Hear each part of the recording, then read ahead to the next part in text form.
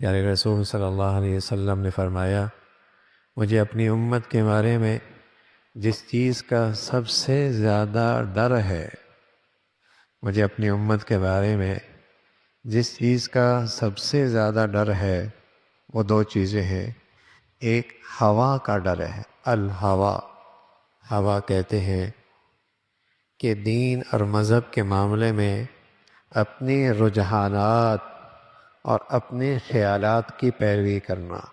اللہ نے کیا کہا ہے، اللہ کے رسول نے کیا کہا ہے، یہ نہیں جی میں کیا آ رہا وہی میرا مذہب ہے، میرا رجحان کیا ہے، بس جو اس رجحان کے مطابق بات کرے گا ہم تو اس کی مانیں گے۔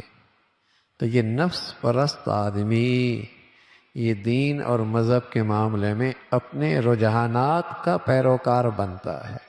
اللہ کے نبی فرمان لگے مجھے اس کا سب سے زیادہ ڈر ہے، اور یہ بات کھلے آنکھوں نظر آتی ہے۔ آدمی نمازی ہو، روزے دار ہو، اور بظاہر دین نما ہو، بظاہر دین نما ہو، اور کتنا ہی بے دین آدمی کوئی ایسی بات کہہ دے جو اس کے رجحان کے مطابق ہے، فوراً مان لیتا ہے، اور کتنا ہی با کردار تقوی شعار آدمی ایسی بات کہہ دے جو اس کے مزاج کے خلاف ہے، فوراً انکار کر دیتا ہے۔ تو اصل یہ آدمی نفس پرست ہے، جو اس کے نفس کے مطابق بات کرے اس پر ایمان لے آتا ہے۔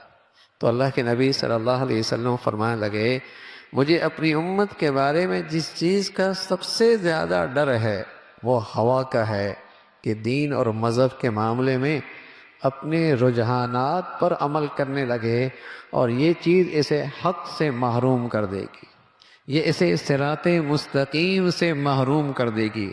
امت مسلمہ میں جتنے فرقے ہیں اور جتنے گروہ ہیں، جتنی تقسیمیں ہیں، اس کی وجہ یہی ہے، اللہ نے کیا کہا، رسول نے کیا کہا، صحابہ نے کیا کیا، اسے تو نظر انداز کر دیا۔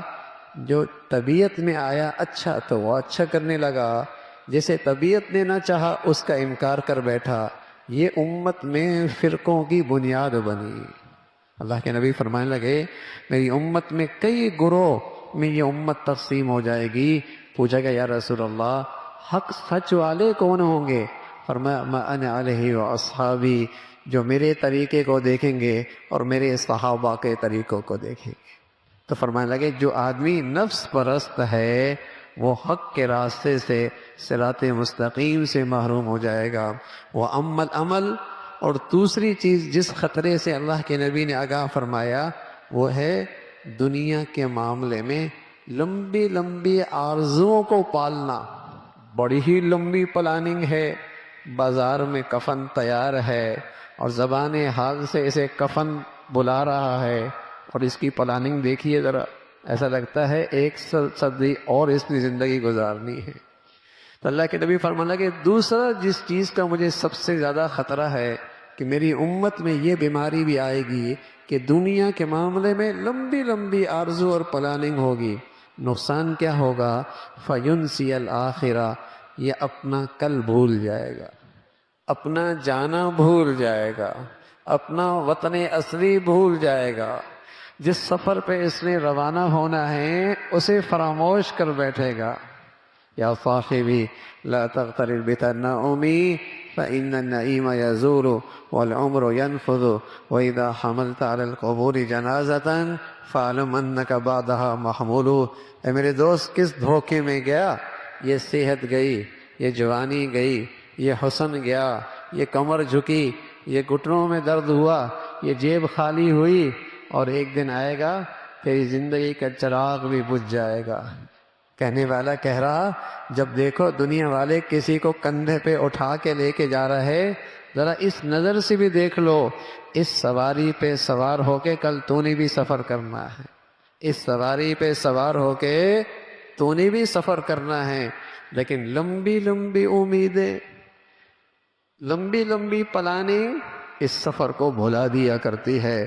تو اللہ کے نبی نے اپنی امت کو خبردار کیا ہے کہ تمہارے زندگیوں میں اور تمہارے گھروں میں اور تمہارے دلوں میں یہ دونوں بیماریاں نہ آنے پائیں، یہ سب سے خطرناک وائرس ہے، یہ سب سے زیادہ خطرناک وائرس ہے جس کی خطرے کی خبر اللہ کے نبی دے رہے کہ آدمی دین اور مذہب کے معاملے میں اپنے خیالات کے رجحانات پہ عمل کرے اور لمبی لمبی امیدوں پہ زندگی گزر رہی ہو۔ اللہ ہم سب کو محفوظ فرمائے۔